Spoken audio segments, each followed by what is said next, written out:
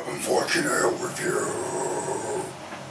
Right, I want to apologise in advance because I've got both machines going at the same time now.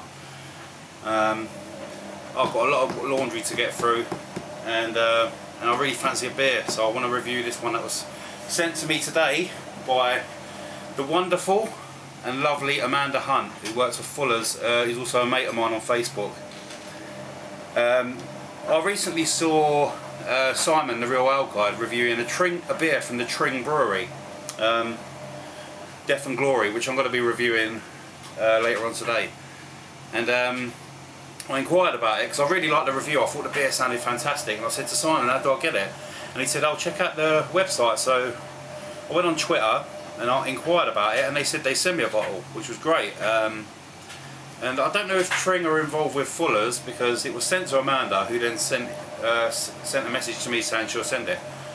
But to cut a long story short, it arrived today with 2 extra bottles that she'd put in. There was a bottle of Fuller's double stout, I think it's called, Past Masters, which is brilliant. I've never tried it before. And this one here, which is, I know nothing about this, I haven't looked it up or anything. It's called Colley's Dog from the Tring Brewery. Really, really excited because this is the first beer I've ever had from this brewery, and judging by Simon, it's a really good one. So, right, I'm just going to turn this light on because it's a little bit dim in here. It's only 3:30 in the afternoon, but let there be light. Okay. Right then, let's give you some info on this.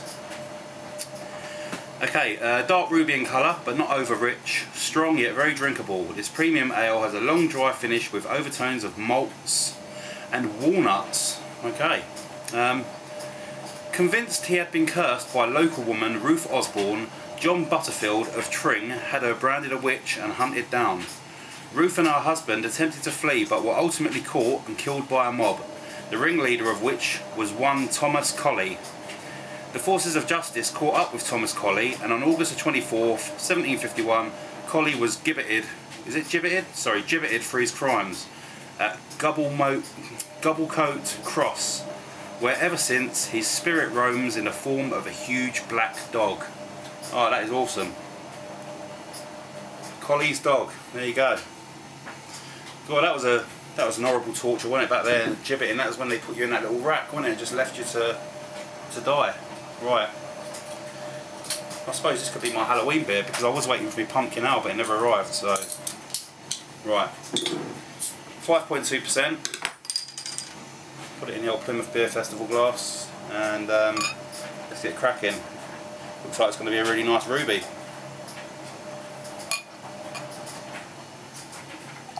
Okay, once again, thanks Amanda, really appreciate this. Yeah, it is a really dark brown ruby colour, typical really, tiny little head, not too much, so let's get a nose on it.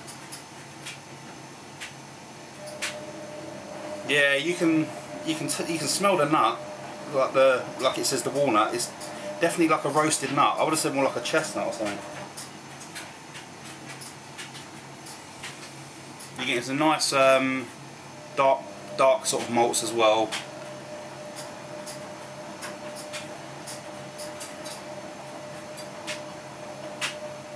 A little bit of bitterness on the nose, which is it's quite a strange thing to smell bitterness, but you can detect it. Bit of an earthy back note as well. I don't know if they use bubbles in this or anything like that. Overall, it's not a very sweet smell. It's more of an earthy, almost like a savoury sort of smell. But let's give it a go. Cheers. Cheers, Amanda. Thank you very much.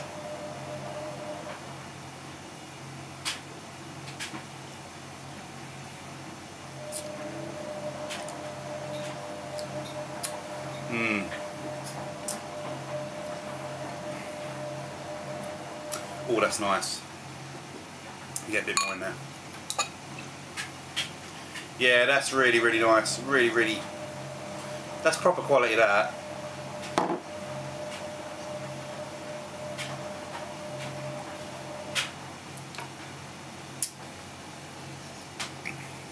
Okay, the first thing you're getting, you do get a nice little bit of sweetness at the beginning, and then you get in the usual sort of ruby flavours. You know, you get that sort of like, you can always just describe it as a red flavour. You get these sort of like nice, roasty sort of dark fruits, which are really mild, but coat the tongue.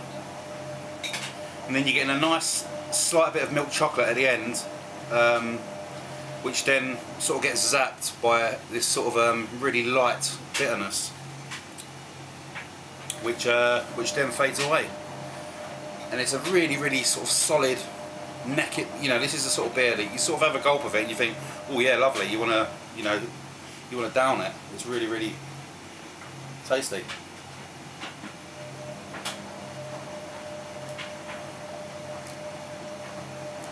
Carbonation's about mid-level. It's not very carbonated, but God, that's a lovely flavour. It's so mild and sweet and light, but it's also got that sort of atypical red ale flavour. The roasted malts aren't that predominant. You do get a bit more of the sweetness and like maybe like a really sort of like light sort of plum flavour, that sort of fruit. But oh, it tastes like something you get in a pub, like a nice real ale in a pub.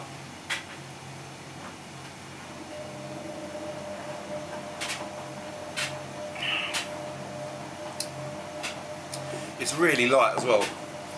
I mean, 5.2% is not, it's not a big ABV to some of the Americans out there who watch, but over here that's sort of like, you know, that's just above sessionable really.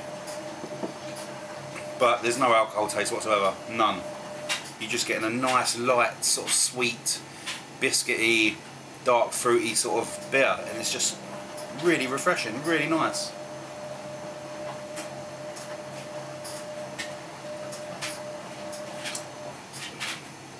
Oh, that was lovely.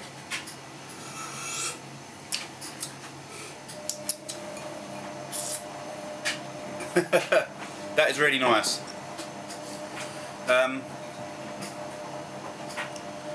Colley's dog, what's that going to get from me? That's going to get, actually that's probably one of the best rubies I've had.